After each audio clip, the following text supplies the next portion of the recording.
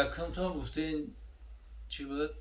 سوال یکم همین که انسانی که از دنیا میگذره بالای سر هوای بله.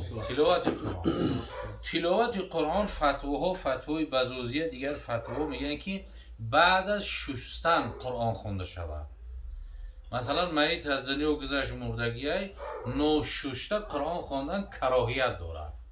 مثلا خیلی از آدم وقتی که از دنیا گذشت دل خواه آدم بعضش مثلا باولش میبروید، بعضش مثلا که حربه بوزبالا باشه خون میبروید از پس از پیش، بعضی از بنیوش زرده و خون سر میکنه، بعضی جه گوشوش سر میکنه، مثلا بعضیش بودنوک باشه اگر فربه بوزبالا باشه. وقتی که او ریم خون و چرکی میبره یا نجاست تناخی اکه آیت قرآن احترامی بزرگ داره و همین خاطر نوششته مکروه های نخونن. وقتی که مثلا شستن پاکش کردن تازه کردن موندنش در کفن تازه بعد در اطراف یگون تلاوت کنن بخونن خوبه. پیامبر اسلام درود خداوند بر او باد می‌فرمایند حجامه شفای امتی من است. شما اگر از بیماری‌های فشار بلنده، استرخوان دراز، رادیکولیت، پروستاتیت، گریژا، روماتیسم، بیماری‌های سیستم خونگرد، فشار خون، بیماری‌های دل، درد سینه، تنگی نفس، درد سر و درد چشم و یا اینکه خیرگی چشم و این چنین از وزن زیاد یا اینکه کم وزنی رنج میبرید، حتما در رقم‌های روی اکران بوده در تماس باشید. بختیار حجامه در خدمت شما است. سراغای ما شهر مسکو، ورخنا پولیا دوم 48 در نزدیکی بازار صدوات. حتما در رقم‌های ما در تماس بروید. خوبه، شرط نیست اگر بخونه خوبه. مثلا از او یکی گریه میکنن دو فیغون میکنن، حتی بعضی مثلا جوهایی هستی و سبب یمو گریه قطعی نعوذ بالله مشرک شده رفته سه خبر نداره. تو برای چی مردی؟ تو باید نمی مردی. او با اختیار خودش مرده است، او با اختیار خودش اومده است، او را کی خلقش کرده است؟ اینه بینه؟ اینه گپای شیرکومزه. یه نامرد اینه ببینده؟ چی نامردی کرده است او با اختیار خودشه؟ او خالقی او کیه؟ رازقی او کیه؟ مالکی او کیه؟ عمری او را کی چند قدر کرده گیه؟ این گپای شیر که کفر نعوذ بالله، از این باید احتیاط داشته. از او دا البته که یک تلاوت قرآن کنن او بهتر و خوبتره. همین خیلی گپای شیرکامی زیاد. ای نامرد تو برای چی مردی؟ نعوذ بالله گپای می این کودکا تا با کی را مونده؟ ای این کودکاش کی خلق کرده است؟ رزق این کودکا را کی رازق شون؟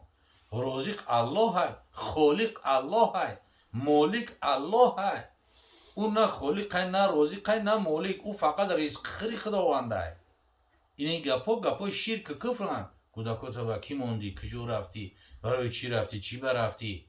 این گپا چی از منع است. یا را باید که من کنین که با همه گپا را گفتن گریه کردن قطعی آدم کل عبادتش برباد میروه.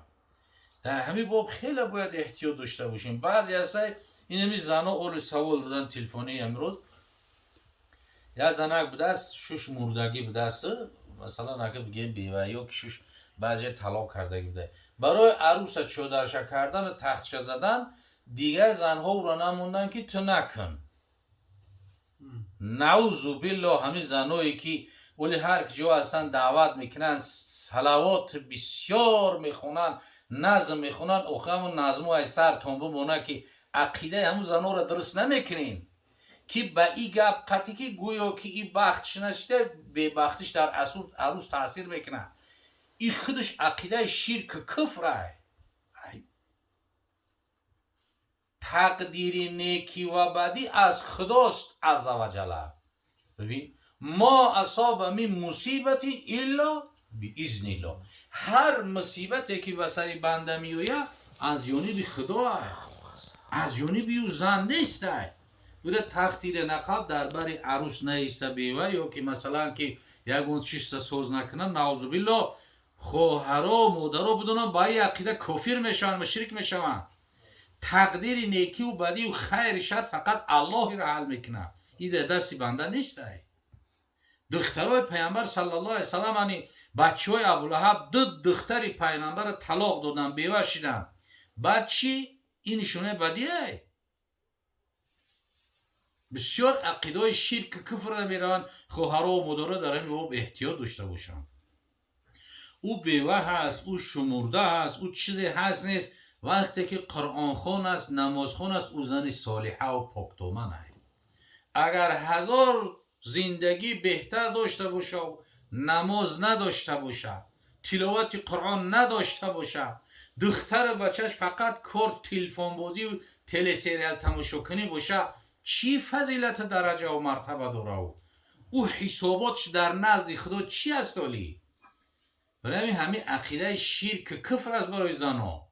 این زنها هر جا میشینن بعضش نمازخون هستن، اینا شعر میخونن، صلوات بسیار میگن، نمیگن که خواهر مادری کفر است. گپ اینا میگه شرکه که بگوی که ای بیوه نه قبطنه عروسکی ای بیوه نشوه، نعوذ بالله. یا پوپشه نپشن یا دستشنگی یا تختشن نزن.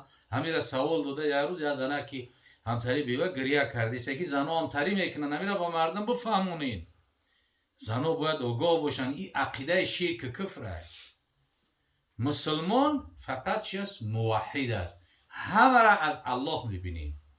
گر رنج پیشت آید دیگر راحت حکیم، نسبت به غیر مکن که اینها خدا کند. هر چی که به سری بنده میآید هیچ چیز کاری خدا است. باید از خدا ببینیم، از عرف عادت از هیچ تو نبینیم. اینا چی است؟ همین عادت های پیشینه. در همین باب عقیده بسیار بسیار گفتگی هستم. با پیش یگان پیشی که گربه میگه نگذر که پیش کرد بسته شد. ایه بیده در موی سفر پیولا نشکن که یعنی شکستگی میاد فلان میشود. در فلان روز غسل نکن، فلان کار نکن. همین گپا همش یا که نعل اسب میزن یا در خونه خور آویزان میکنن. نعوذ بالله. همه یا انسان با چی هست که گویا که نفع ضرر از اون خور میبینه، از پشیک میبینه، از سگ میبینه، از نعل اسب میبینه. نفع ضرر فقط در دست الله هست. نفع ضرر فقط در چی هست؟ اختیار الله هست. دیگه در دست هیچ کس نیست، از دست هیچ کسی چی نمیآید. فقط باید از خدا همین اسلام خودش برای ریشه کردن همین کارا آمد. آخی بت پرستی را نابود کرد. برای بت این قربانی برای چی است؟ برای خدا. پیش از اسلام چیکار میکردن؟ قربانی رو در پیش بت میبردن میکردن، در پیش هیکل بت میبردن قربانی میکردن. حالی همین جاهلا تا زمانی ما رو کمتا موندگیه که یک فولبین یا جادوگر را میره، بعد میگن یا مرغی سیاه بیار، مرغی سیاه را بکشم، یا یک گوسفند بیار رنگش فلان فلان باشم را. نعوذ بالله، نعوذ بالله. مال کشتن خو مرغ خو حیوان هر چیز فقط بسم الله الله اکبر. غیر نام خدا قطعی بکشش حرامه، به نام بت بکشش حرامه، به نام فلانی گفته بکشش حرامه. فقط به نام الله درسته. همین چیزا رو باید بفهمیم و بدونیم. سوالی دیم چی بود؟